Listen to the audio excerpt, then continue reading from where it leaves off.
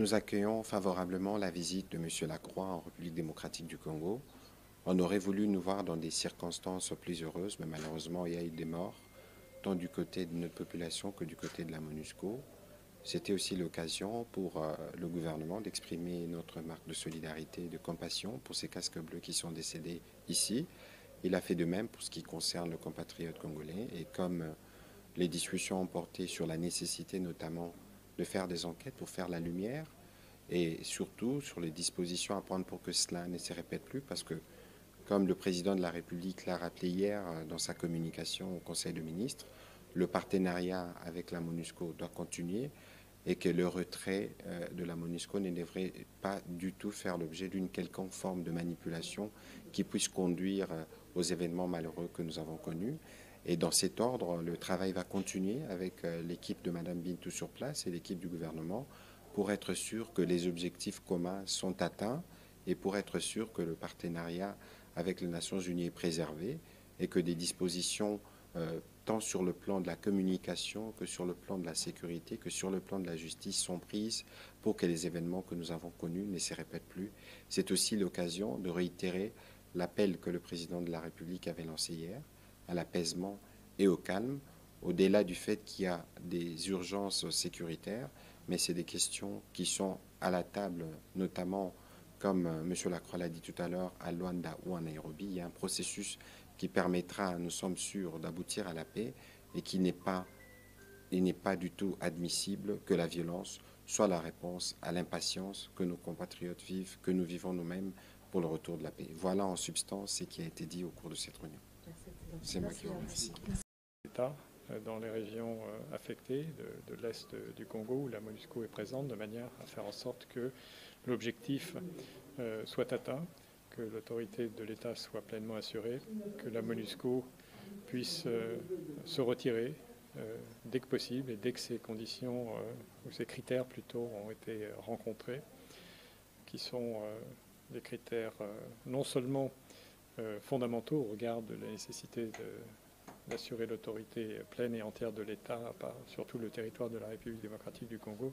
Ce sont aussi des critères qui ont été déterminés par nos États membres, par le Conseil de sécurité, qui suivent avec beaucoup d'attention les événements ici, qui suivent avec beaucoup d'attention la manière dont nous répondons ensemble à ces événements et la manière dont, dans l'avenir, nous continuerons à travailler ensemble avec les autorités, à nous coordonner pleinement, de manière à ce que nous puissions faire des progrès et éviter, comme je le disais, que des événements tragiques qui se sont produits récemment se reproduisent.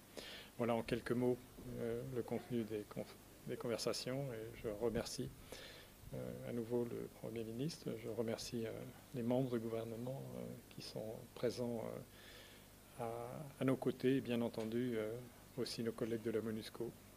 Merci. Bonsoir. C'était une réunion importante avec son Excellence Monsieur le Premier ministre et des membres du gouvernement.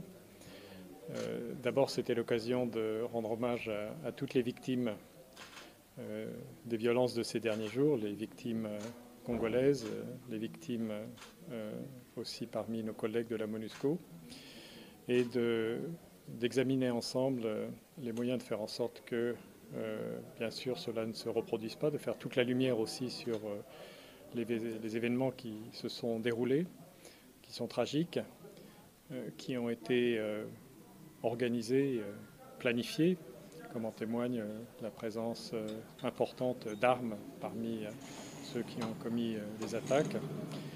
Et nous sommes convenus de faire en sorte non seulement que les responsabilités soient établies, mais également que cela ne se reproduise pas à l'avenir.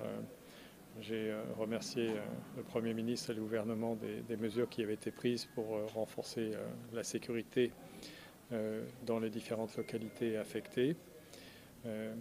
Et nous avons, d'une manière générale, évoqué la nécessité de renforcer la coopération entre le gouvernement et la MONUSCO à tous les niveaux, la coordination, qu'il s'agisse du soutien aux efforts diplomatiques en cours qui sont absolument indispensables. Je pense au processus de Nairobi et de Luanda, puisque nous avons une situation qui a une dimension de crise et de tension régionale qui se superpose à des tensions locales, à un contexte national particulier. Donc nous sommes convenus de renforcer notre coordination sur cette dimension, sur la dimension sécuritaire également, sur la communication, parce qu'il est important que nous parlions d'une même voix et que nous travaillions ensemble à lutter contre la désinformation, les manipulations, les appels à la haine, les incitations à la violence, qui malheureusement sont trop souvent présents dans les réseaux sociaux et ailleurs. Et donc, c'est sur cette base que nous avons discuté en allant dans suffisamment de détails, je pense. Notre action s'inscrit dans le plan de transition qui avait été négocié avec le gouvernement et qui fixe un cap. Ce cap, pour nous, c'est le soutien à la restauration totale de l'autorité de l'État.